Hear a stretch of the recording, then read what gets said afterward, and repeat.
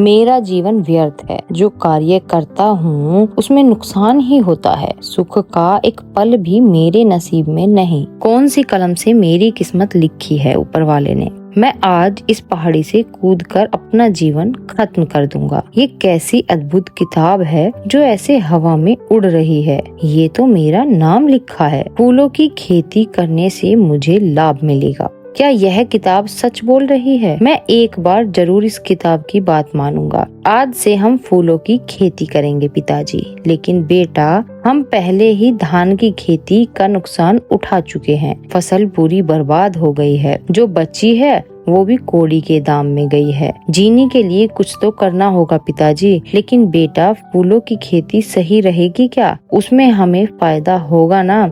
अगर ऊपर वाले ने चाहा तो जरूर होगा पिताजी। माँ खाना दे दो।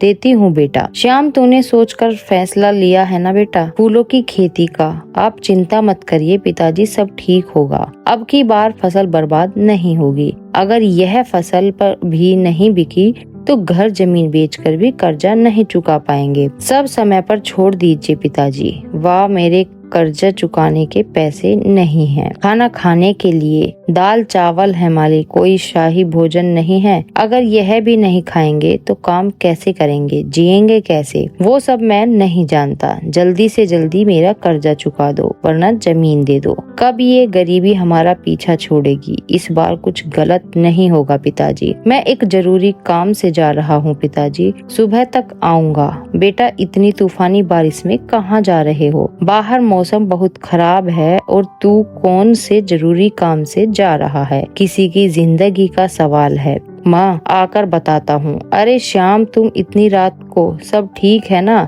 सरपंच जी के बेटे की तबीयत बहुत खराब है। डॉक्टर बाबू, आप जल्दी चलिए। बारिश तो बहुत तेज है श्याम, जाने में भी समय लगेगा। तुम कैसे आए हो? मैं तो पैदल आया हूँ डॉक्टर बाबू। तुम इतनी दूरी से इतनी तेज बारिश में पैदल आए हो? जी हाँ। अच्छा ठीक है, अभी चलो, मैं कार निकालता हूँ। बारिश बहुत तेज हो रही है डॉक्टर बाबू। कितना समय हो गया? 1 बजने में 5 मिनट है श्याम। चलिए डॉक्टर बाबू। मुन्ना, आंखें खोल मुन्ना। इसका बदन तो जल रहा है बुखार से। सुनिए, कहाँ हो आप? जल्दी यहाँ आइए। मुन्ना आंखें नहीं खोल रहा है, बुखार से पूरा बदन जल रहा है। जल्दी से डॉक्टर को बुलाइए। मुन्ना आंखें खोल बेटा, आप जल्दी जाइए। हे भगवान, बाहर इतनी तेज बारिश। डॉक्टर बाबू का घर भी गांव से बाहर है, कैसे जाऊं? क्या हुआ? कहाँ है मुन्ना? डॉक्टर बाबू यहाँ है मुन्ना, अंदर आइए। इंजेक्शन दे दिया है, थोड़ी देर में बुखार उतर जाएगा। यह कुछ दवाइयाँ हैं जो कल सुबह नाश्ते के बाद देनी है। समय पर आपने शाम को भेज दिया, वरना बहुत बिगड़ सकता था। अभी कोई घबराने की बात नहीं है। लेकिन शाम, तुम्हें कैसे पता चला? हमने तो तुम्हें सरपंच जी। वो सब छोड़िए,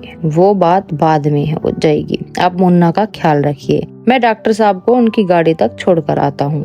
कैसे हो श्याम? आइए सरपंच जी। सरपंच बाबू, जल्दी हम पैसे देना शुरू कर देंगे। एक बार फसल तैयार हो जाए, बस उसकी जरूरत नहीं है खेमचंद जी। श्याम ने जो उपकार मुझ पे किया है वह सबसे बड़ा है। मेरे इकलौते बेटे को बचाकर मैंने कोई उपकार नहीं किया सरपंच जी, बस अपना फर्ज निभाया है। यह गांव हमारा परिवार है, तो हम सबकी परेशानी भी तो एक हुई ना। हाँ श्याम, इसलिए मैं अपने कर्जे की रकम माफ करता हूँ और तुम्हें अब से जो भी जरूरत होगी मैं उसको पूरी करने की पूरी कोशिश करूंगा। और मेरी पिछली गलतियों के लिए मुझे माफ करना। ऐसे मत कहिए सरपंच जी, हम आपके आभारी हैं जो आपने हम पर ये उपकार किया। इसका मतलब इस बार फूल महंगा बिकेगा मंडी में। फसल अच्छी हो गई है खेमचंद जी, लेकिन इतना दाम मिलेगा नहीं मंडी में।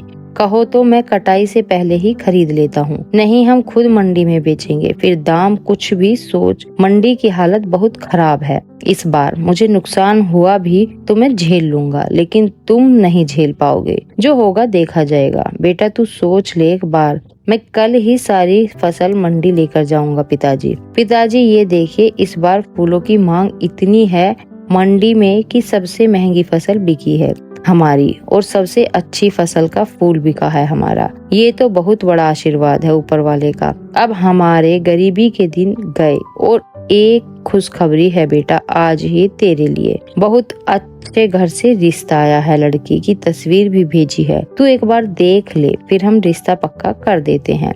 मुझे लड़की पसंद है माँ, मेरा भाग्य चमकेगा। मैं सुबह जाकर अपनी बंजर जमीन पर देखूंगा क्या है वहाँ। जब से ये किताब मुझे मिली है मेरी जिंदगी बदल गई है। माँ पिताजी ये देखिए, यह धन हमारी बंजर जमीन में गड़ा हुआ था और भगवान के आशीर्वाद से हमें प्राप्त हुआ है। यह तो ऊपर वाले की दया है, लेकिन यह सारा धन केवल हमारा नहीं है बेटा, इसे हमें गांव के जरूरतमंद लोगों को भी मदद करनी होगी। हाँ बेटा, तेरी माँ सही बोल रही है।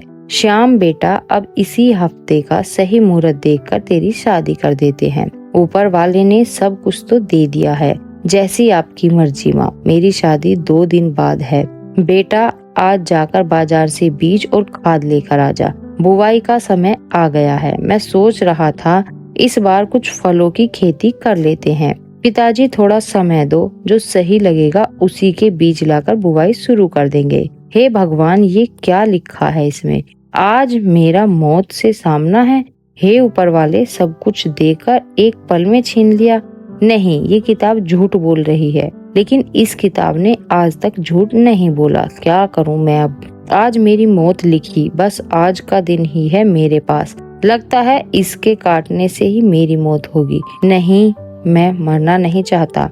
कल मेरी शादी है और आज मेरी मौत मेरे सामने है। पीछे हटा तो मैं खाई में जाऊंगा। अगर कल मेरी शादी है तो मैं मर कैसे सकता हूँ? भगवान, तुमने फिर से मुझे